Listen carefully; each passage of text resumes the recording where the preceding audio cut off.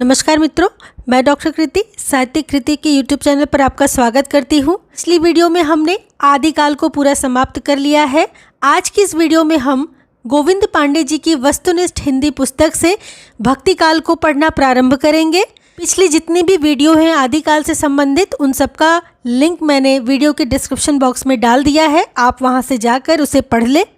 और यदि चैनल पर नए हैं तो इसे लाइक, शेयर और सब्सक्राइब कर ले। जो लोग पहले से मेरे चैनल पर बने हुए हैं, अपना प्यार एवं सपोर्ट चैनल के साथ ऐसे ही बनाए रखें। आपके बहुत सारे प्यार भरे कमेंट्स मुझे मिल रहे हैं, इससे मुझे भी चैनल के लिए एक मोटिवेशन मिलती है। तो चलिए शुरू करते हैं बिना देर करते हुए आज का वीडियो भक्ति काल के बारे में। आज हम हिंदी साहित्य के भक्ति काल में पूर्व पीठिका के बारे में पढ़ेंगे।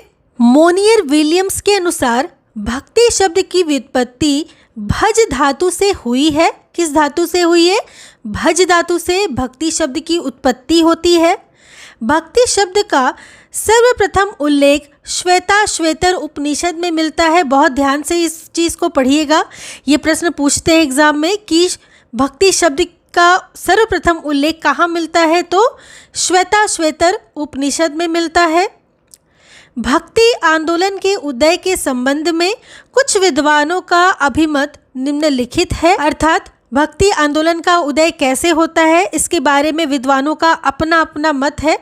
यहाँ हम कुछ विद्वानों को देख लेंगे। सबसे पहले है ग्रियर्सन। इन्होंने कहा है कि भक्ति आंदोलन जो है वो ईसाइयत की देन है। आचार्य रामचंद्र शुक्ल जी कहते हैं कि इस्लामी आक्रमण की प्रतिक्रिया के कारण भक्ति आंदोलन का उदय होता है। ये बहुत महत्वपूर्ण है। प्रश्न पूछते हैं परीक्षा में कि रामचंद्र शुक्ल जी भक्ति आंदोलन के उदय का कारण क्या मानते हैं, तो इस्लामी आक्रमण की प्रतिक्रिया स्वरूप भक्ति आंदोलन का उदय हुआ था, ऐसा रामचंद्र शुक्ल जी मानते हैं। परंतु हजारी प्रसाद द्विवेदी जी रामचंद्र शुक्ल की बात को काटते हैं और देखिए क्या कहते हैं कि भारतीय चिंतन धारा का यह स्वाभाविक विकास है। वो लिखते भी हजारी प्रसाद द्विवेदी जी कि यदि इस्लामी आक्रमण ना भी हुआ होता तो भक्ति आंदोलन उसी प्रकार होता जैसे कि ये हुआ है। ये आपको आगे जब और पढ़ाऊंगी तो आपको इसके बारे में विस्तार से पता चलेगा।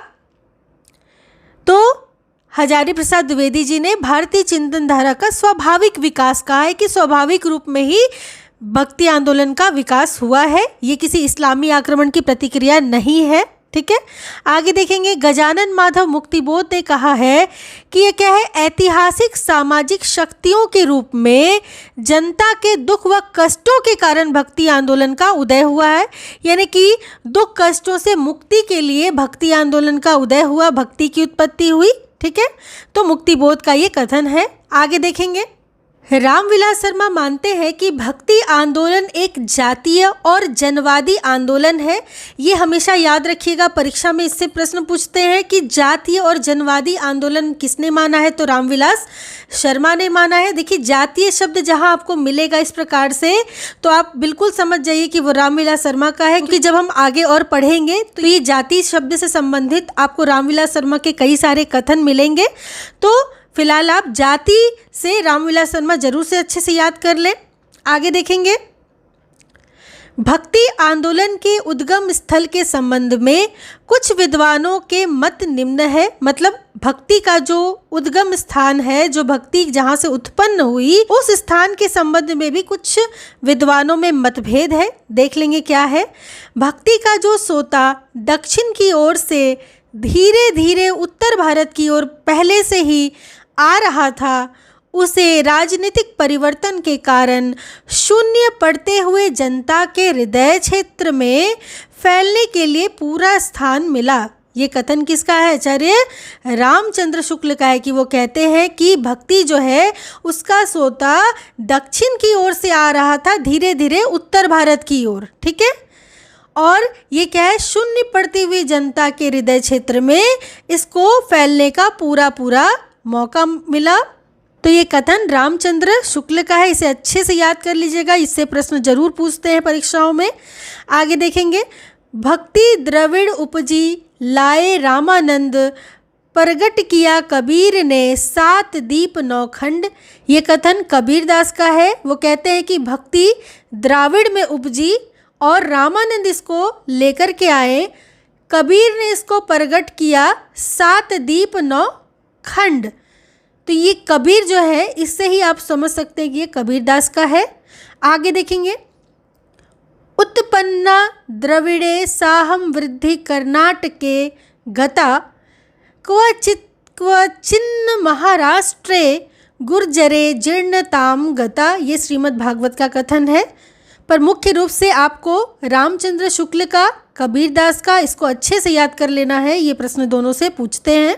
आगे देख लेंगे, आचार्य शुक्ल ने दक्षिण में भक्ति का उद्भव स्वीकार किया है। अभी अभी हमने पढ़ा कि दक्षिण से सोता एक आया धीरे धीरे उत्तर की ओर, तो शुक्ल जी ने दक्षिण में भक्ति का उद्गम स्वीकार किया है।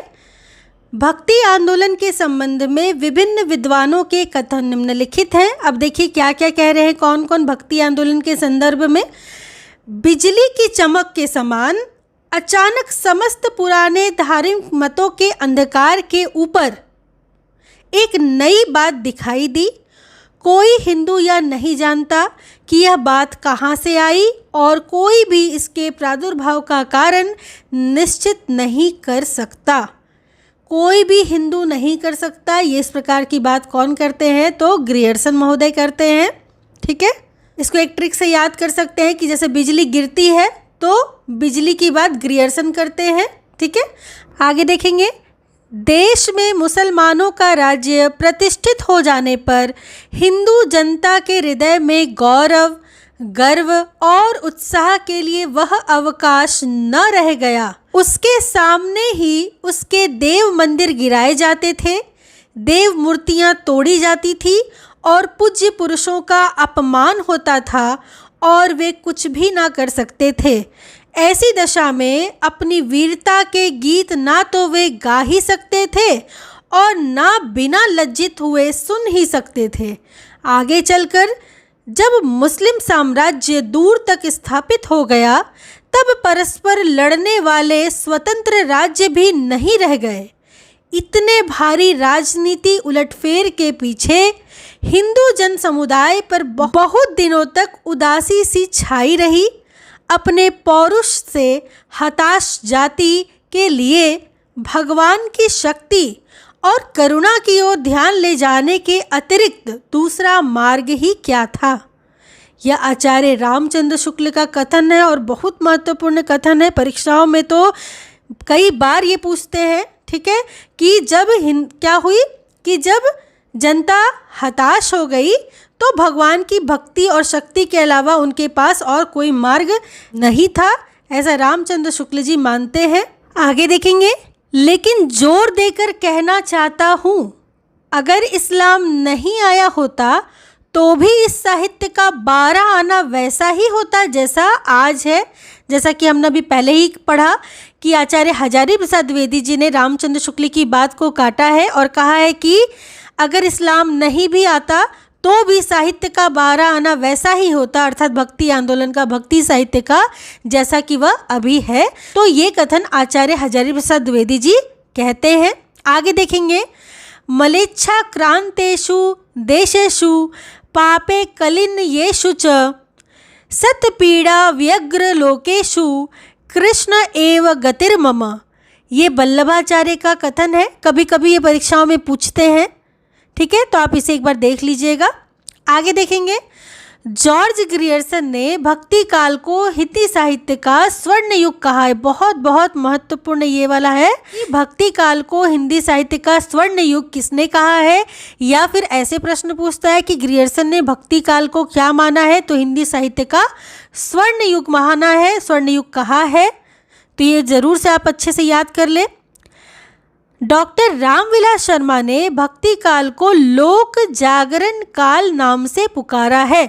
लोक जागरण काल बहुत महत्वपूर्ण है ये भी रामविलास शर्मा का, कि ये जो भक्ति काल है वो क्या है, लोक के जागरण का काल है। ठीक है, यानी कि जनता की जागृति का काल है। तो इसे आप अच्छे से याद कर लीजिए। आगे देखेंगे, आचार्य हजारी प्रसाद द्विवेदी जी ने भक्ति आंदोलन को लोक जागरण की संज्ञा दी है, यानी कि जनता का जागरण होना। ठीक है, रामविलास शर्मा और हजारी प्रसाद द्विवेदी का जो कथन है इससे मिलता जुलता है।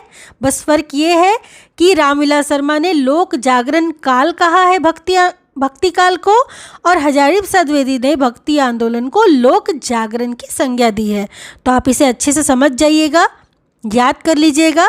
तो आज की वीडियो में हमने भक्तिकाल की पूर्व पीठिका के बारे में पढ़ा है। अगली वीडियो में हम निर्गुण धारा अर्थात ज्ञानाश्रयी शाखा के बारे में पढ़ेंगे। तो तब तक चैनल के साथ इसी प्रकार बने रहिए, इसे लाइक शेयर सब्सक्राइब कीजिए, पढ़ते रहिए, 2-3 बार वीडियो को सुनिए जिससे कि आपको इसे अच्छे से याद हो जाए और बाद में बहुत ज़्यादा मेहनत करने की ज़रूरत ना पड़े। तो मिलती हूँ अगली वीडियो में गुणधारा ज्ञानाश्रयी शाखा के साथ। तब तक के लिए आप सबका बहुत बहुत धन्यवाद।